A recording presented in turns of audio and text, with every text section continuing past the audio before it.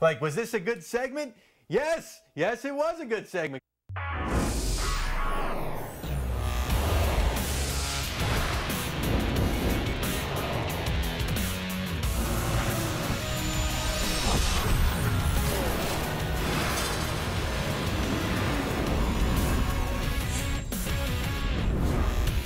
Oh, it's going to be a good one. What's in those boxes? That will be revealed on Friday's show. Ah, what a tease.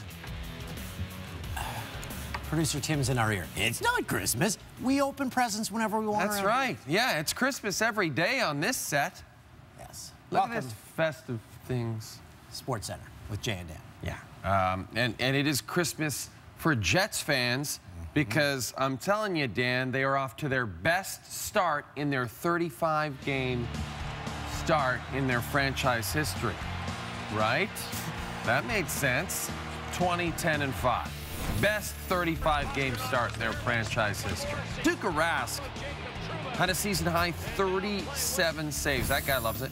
Opening minute of the third, he had 32 saves in this professional hockey game. Minute later, though, Sean Kuraly loses an edge behind his own net. Nikolai Ehlers to Patrick Laine for his 18th. He's got a goal in 3 straight. Overtime solves nothing. Everyone take a drink!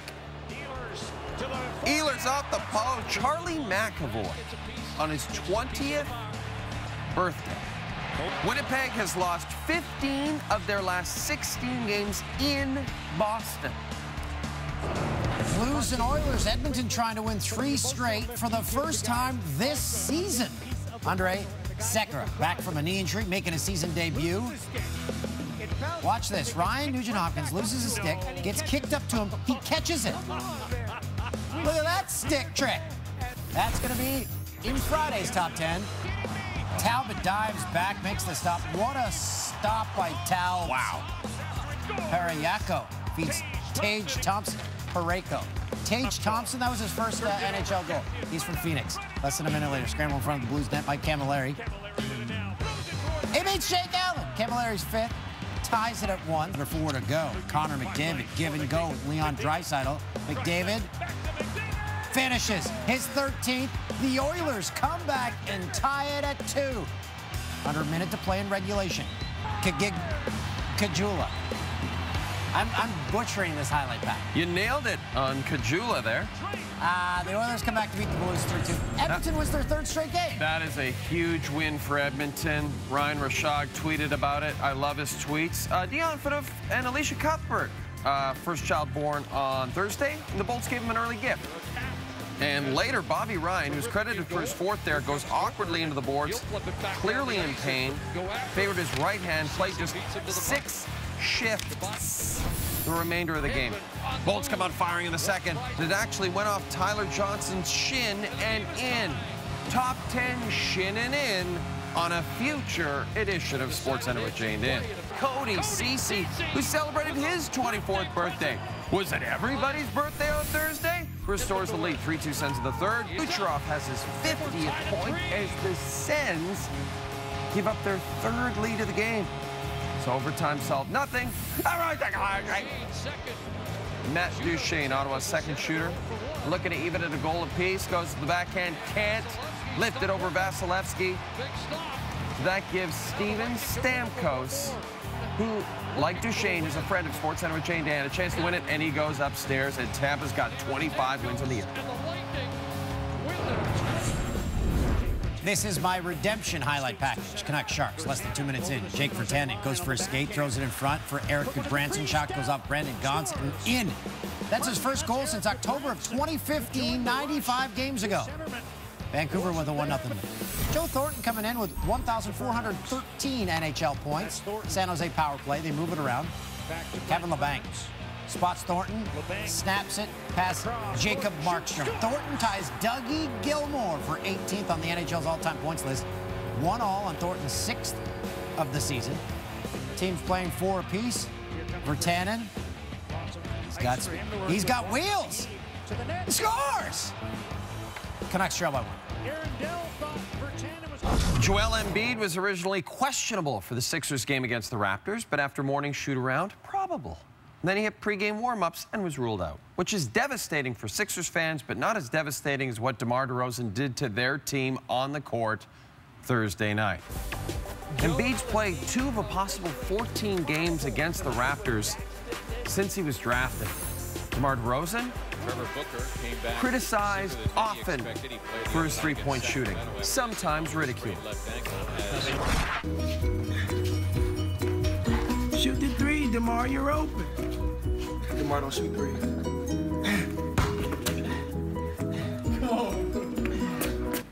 All right.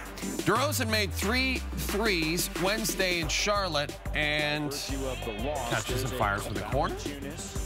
Tries the other side of the court. That's good. And the foul. Came in shooting just 28% from beyond the arc. Another one. 4 for 4 from three-point range in the first quarter. He had 24 points at the half. Ben Simmons to Robert Covington. And Philly is up by 22 points. And all looked lost. But guess who was open for another 3, Dan? Yeah, that's right. DeMar DeRozan. Ties a career high with his 5th three-pointer, caps a 22-2 run, and he ain't done.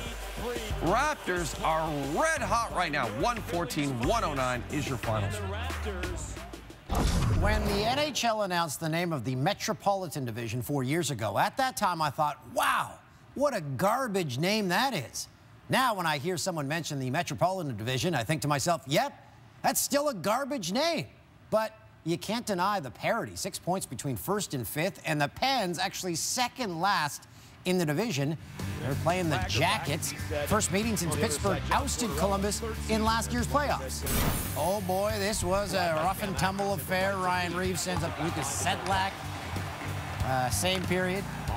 Reeves lays out Marcus Hannakainen. That's a clean hit.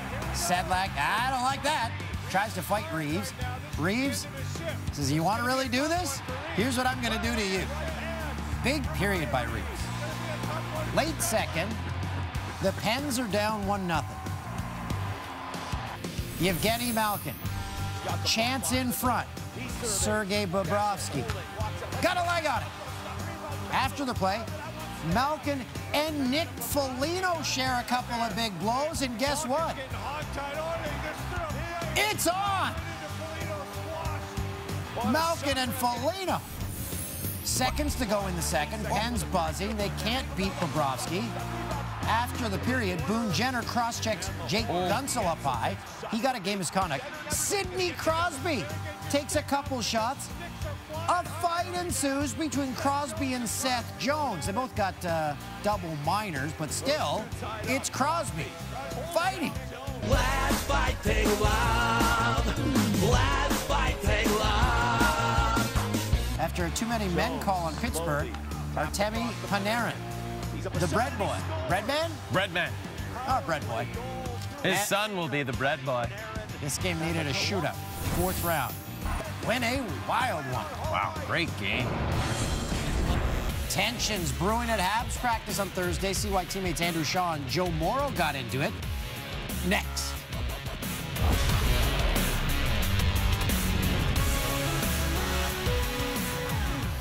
Sounds an awful lot like Smooth by Carlos Santana, written by none other than Rob Thomas of Matchbox 20. 18 years after that song topped the charts, Robert Thomas made Canada's World Junior team, leading us to the obvious conclusion. Robert Thomas is the son of Rob Thomas. Here's Mark Masters with another TSN original, Tom Tom. Robert Thomas isn't all that familiar with Rob Thomas, the singer, but he is aware of him. Every so often he'll get comments about his namesake in the dressing room, and considering how smooth he looks on the ice these days, those chirps are likely to continue. Poignant. Pre-competition competition continues Friday. It'll be Canada against the Swiss, 7 Eastern, across most of the TSN networks except 2. Sorry, 2. Just a reminder, Canada's World Junior experience begins for real on Boxing Day, and TSN has live coverage of all 28 tournament games, including the first ever outdoor game between Canada and the USA, December the 29th. Now we're walking over here. Boxing Day. So you get your Boxing Day sale shopping done, and you bunker down in front of that new TV. You get rid of these boxes. That's what I always thought. Boxing Day was named because you clean up your boxes. That's not true. It originated, I guess, back in England. They gave boxes to the servants. They said, here's your box for Christmas. That's what we'll be doing to our staff here on the show. Things got a bit heated at Canadians practice on Thursday. A scuffle broke out between Andrew Shaw and Joe Morrow. Wow. The pair exchanged a few slashes, and then they dropped the gloves. No real punches were thrown. Teammates broke it up. Habs were quick to sweep the incident under the ice after practice. There's nothing wrong with it. It's players showing emotion, and you know, that happens. I mean, every year, wherever you've been, it happens. So I think at the end of the day, as I said, there's a professional side to the game and there's a personal side to the game. And what happened on the ice was a professional, and they're going to be in a room. On a personal side, they'll probably be hugging each other and buying each other a Gatorade, and they'll move on. Let's fight, take love. Let's fight, take love. Part of the game. That's it. That's all I got to say about it. It is. Very praised. And you want to see your teammates competing. How much did Claude Julien love that? And coaches just love that stuff so much. Canadian Steve Nash headlines the list of eligible candidates for the Naismith Memorial Basketball Hall of Fame class of 2018. Nash, one of only 12 players to win multiple MVPs, 8-time All-Star, finished 3rd all-time in assists. Other first-timers on the ballot: Jason Kidd, Ray Allen, Grant Hill, Rip Hamilton, Chauncey Billups. Wow. Potentially terrific class going in. Hey, all those other guys are great, but Steve Nash, first off, he's Canadian. Secondly, he's an awesome guy. Yeah. He runs a charity, which 100% of the proceeds, they go to the actual charity. He's developing workout programs for kids across Canada. He's awesome. Great. G-Bone, very quickly, who is the other Canadian in the Basketball Hall of Fame? Bob Hubregs. So there you go. There's your Jeopardy answer. He's from Vancouver. Ah, there you go. Steve Nash from Victoria. Synergy. There are 2 weeks left in the NFL season, and this weekend features some huge games with playoff implications. We'll look ahead to Week 16. It's time to bring in our expert. Mike Garafolo. NFL Network star reporter Mike Garafolo. There isn't a nicer guy on the planet than our NFL insider Mike Garafolo.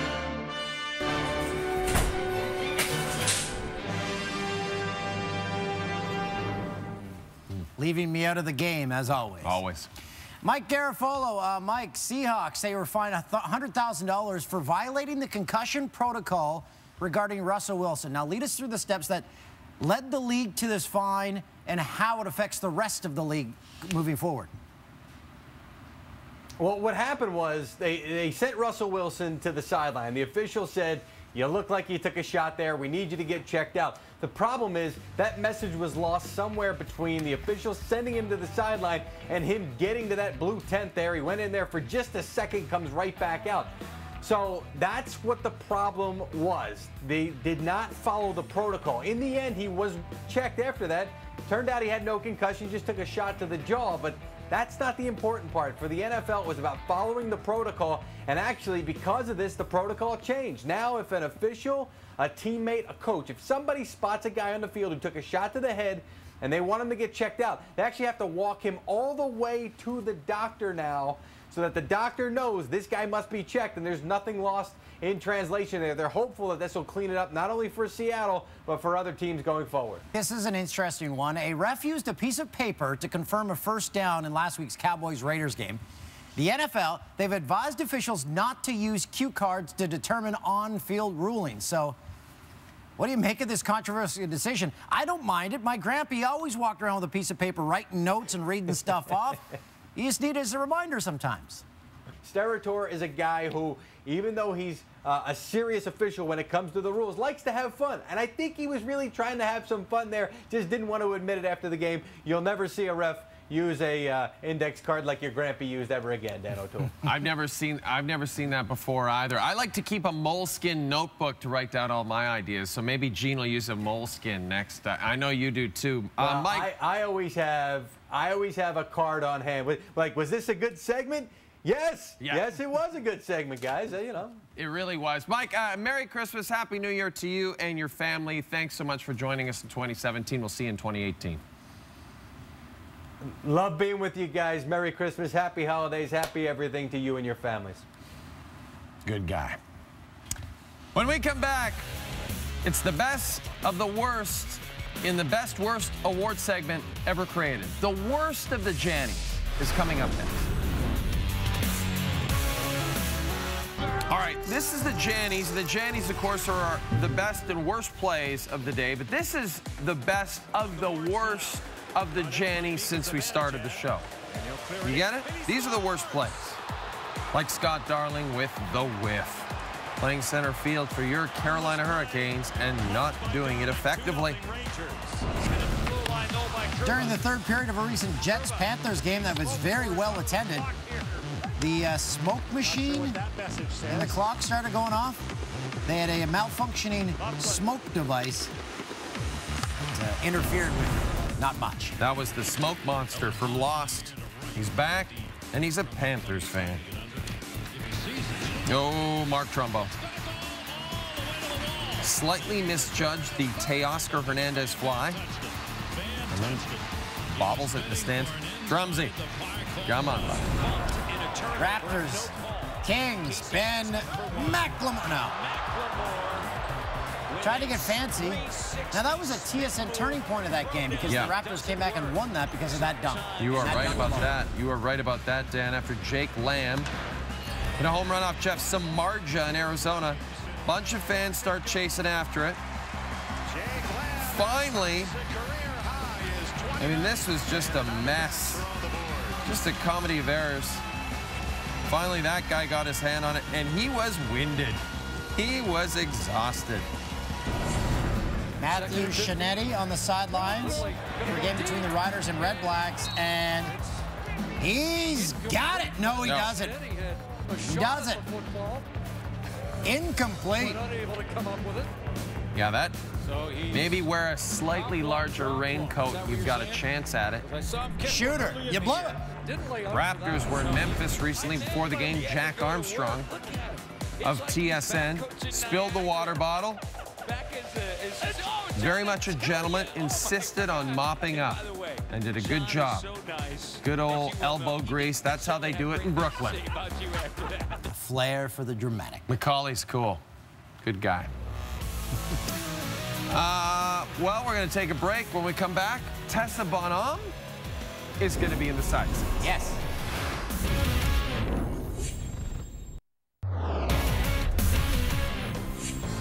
This is exciting Friday morning, noon Eastern, 9 a.m. If you're on the West Coast, it is the Canadian women's hockey team Olympic roster announcement, and you can see it on TSN1.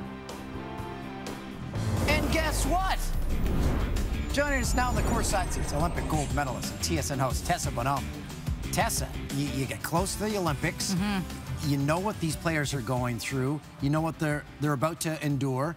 Do you get goosebumps in place of them, knowing the feelings that they're going through? I mean, I get excited for them when the team's named because obviously this is something they've worked hard for their entire lives, and now finally them and their family get to enjoy that one moment. But their job's not done yet, right? You make the team, so you still have a lot of work to do. I get goosebumps when I see them competing and they finally get to live out that dream and play in those games that they've waited so long to play in. What's the travel situation like? Because a lot of families go over.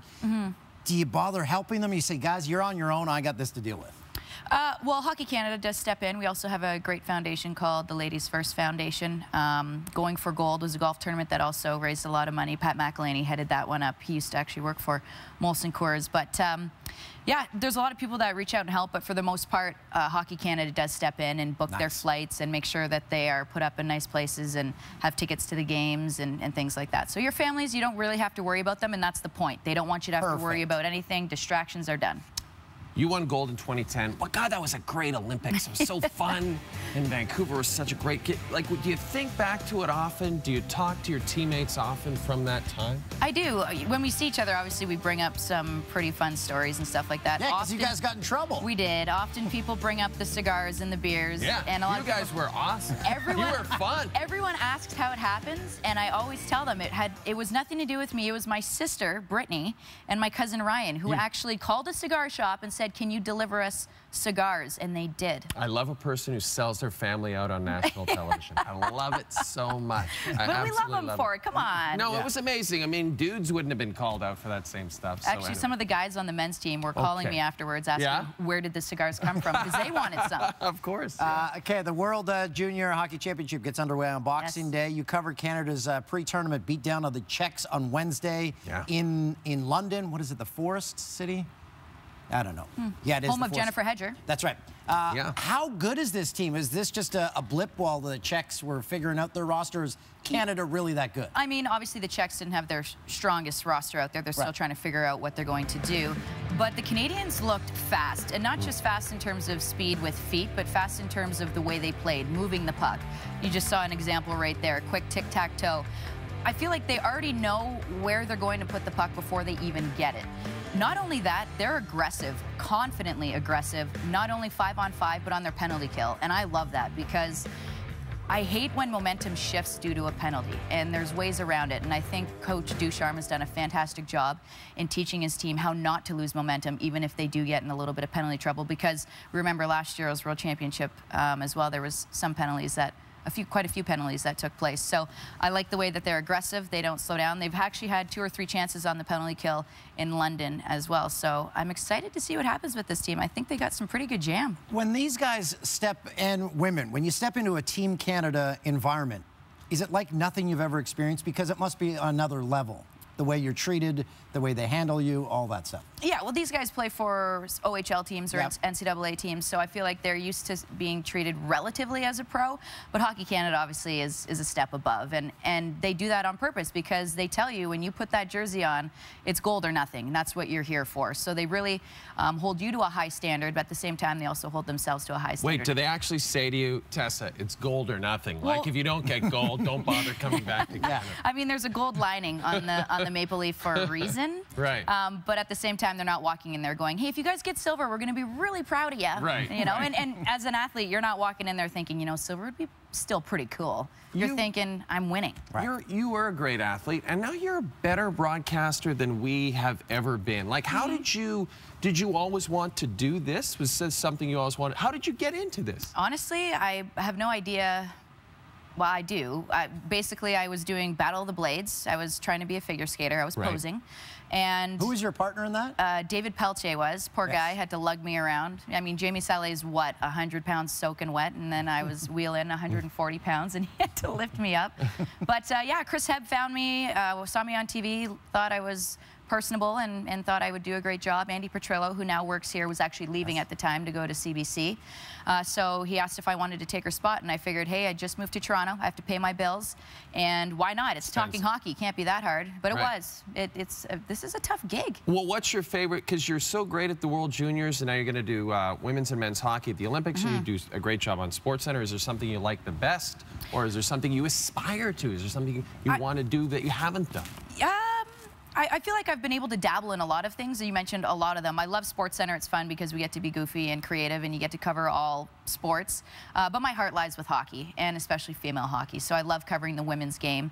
I love covering the NHL. I kind of do want to stay in hockey more on the hosting or analytics side as opposed to the reporting side, but I'm never going to pass up an opportunity to cover a World Juniors rink side ever. I aspire to be, honestly, Catherine Tappan. I mean, she's the be-all and end-all for me. I think she's a great role model for all female broadcasters out there. And not that I'm trying to be her, I'm trying to be myself, but reach the level of success that she has. She's nice. She's nice, but she's no you.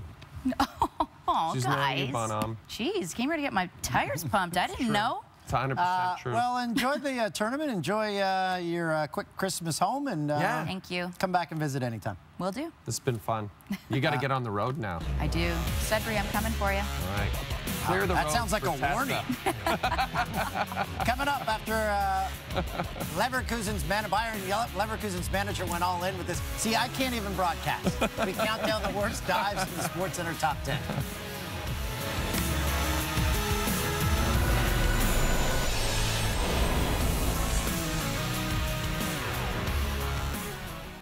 Top 10 worst dives. Should be tragic. Kind of like this tweet from viewer Scott Montgomery. Bod, get a haircut. Love yous, but the hair is like a car accident. Can't stop staring at it. And just as I always do when someone gives me advice on Twitter, I follow it. Got the toupee trim today. Let's quickly check Twitter to see what I'll be doing tomorrow. Eating. Well, that'll be gross. But I'll still do it.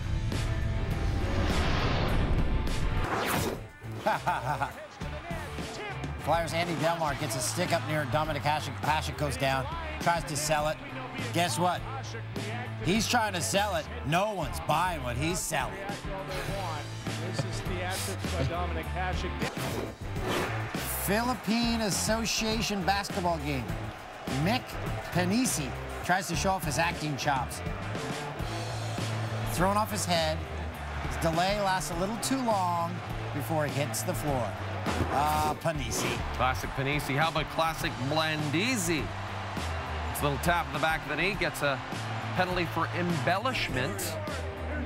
Did not learn his lesson. Love the green pants. Yeah, the Devils should go back to red, green, and white, the original colors.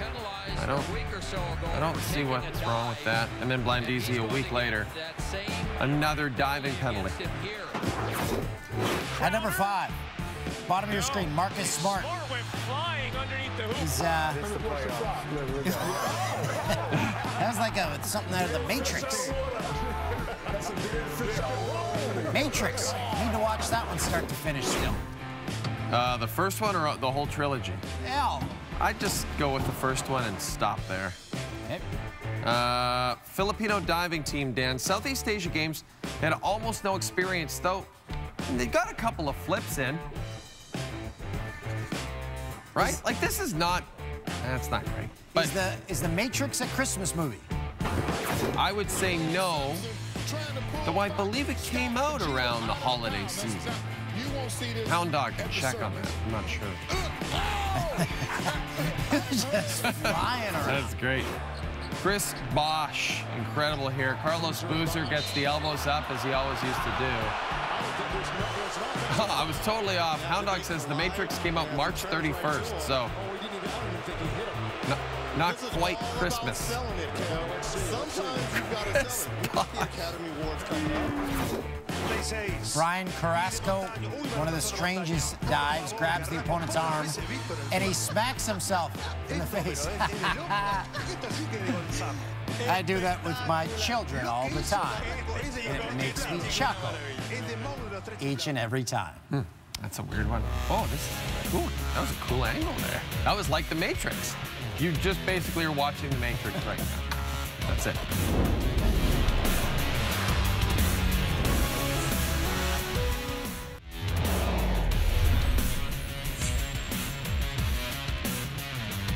Hey, we're moving. We're moving Sunday to Thursday, starting in the new year. So the show will repeat Monday to Friday. Does it make sense? Does to us. Time for 1v1, presented by Ram, proven to last. First up, your challenger. It's an all-goaltender battle. Henrik Lundqvist is the challenger. We just showed you this. He stones all 3 members of the Devils' top line. The same sequence. Made 45 saves. Lundqvist, man, that guy's putting in a heck of a career. And Freddie Anderson, the champ, because of that. Everyone was writing off Henrik last year, and he's been great this year. There's a new goalie stick sitting around the bar down offices. Yeah, you can see the winner on the 6 o'clock Eastern SportsCenter on Friday. And you can vote. The new goalie sticks weigh approximately nothing. Yeah. And that's why you can make great saves like that with the paddle. Like in Before, you couldn't even lift it. Billy Smith days, that thing was a log. It was a weapon in his hands, for sure. Yeah, we blew it. I credited Tyler Johnson with a goal that belonged to Alex Killorn. And I know a lot of Killorn fans out there, so I want to apologize for that. And I messed up. What name did I mess up in the Oilers pack? Oh, Colton Parayko. Yeah, Parayko. Oh, and also Drake Caggiula. Yeah. And also Connor McDavid. You messed that one up. And Wayne Grzelcyk. Can we see Dan's tie? Oh, well, we don't even have to see it. It's right there. It's like a